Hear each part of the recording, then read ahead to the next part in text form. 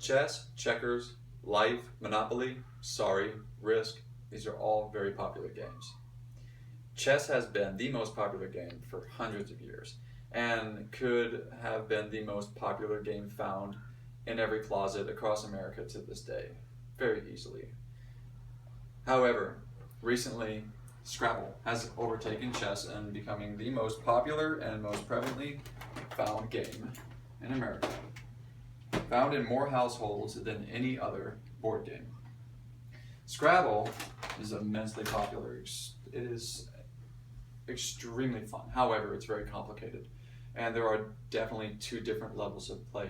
There's the living room player, and then there's the expert player. The living room player really doesn't have much time to study.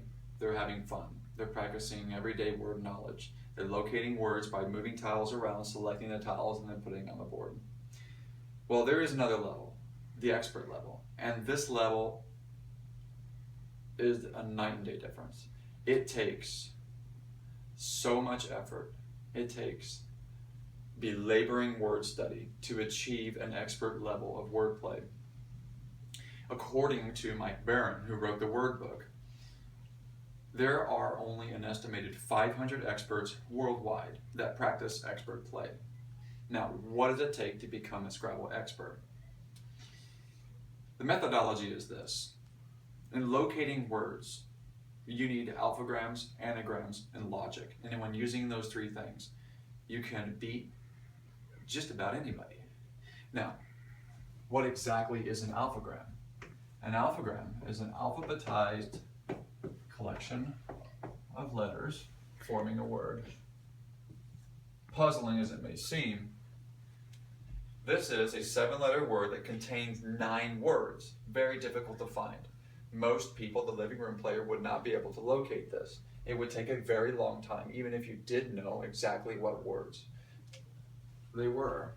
Now, there are 9 words found in between these 7 on the board. Anestri, Ansier, Nastier, Retines, Retinas, Retsina, Retains, Stainer, and Steerin. Now, it took less than 30 seconds for me to write that down, and it took me even less time to recall it from memory. There are over 70,000 bingos in the Scrabble dictionary. Now, in order to memorize all those bingos, it would take a lifetime. Well, one would assume. But it's not really the case. I spent 2 to 8 hours a day for over 10 years straight memorizing alphagrams out of Mike Barron's word book.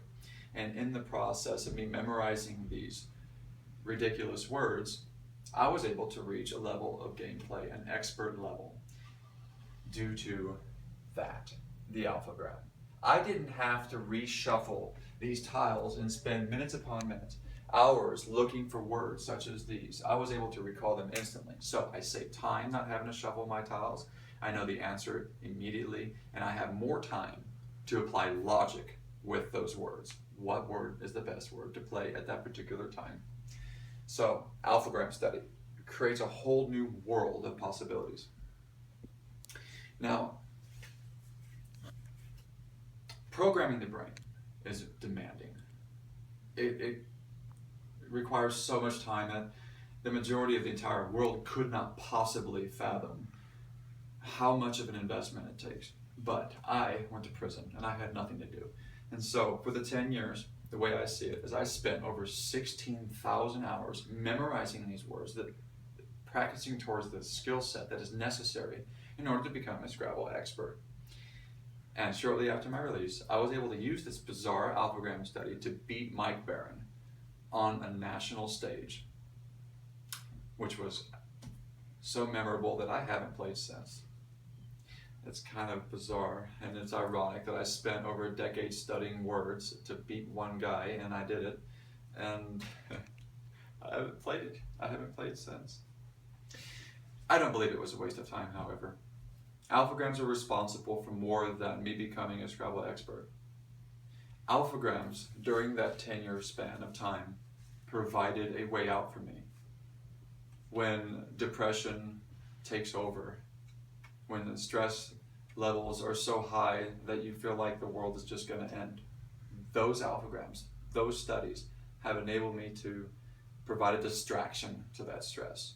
That distraction from the drug addiction that put me there, the distraction from the stressors of life, prison lives, it's the only reason why I'm living today.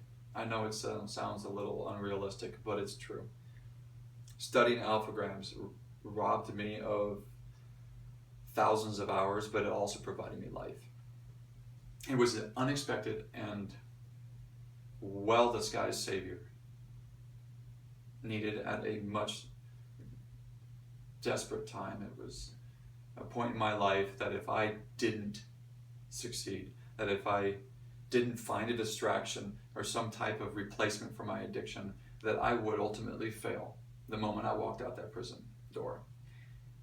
And so, thousands of hours, thousands of alphagrams, and unlimited wordplay.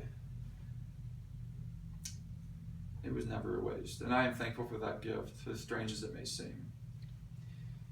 One thing I would recommend is if you decide that you would like to become a Scrabble expert, studying alphagrams is the only way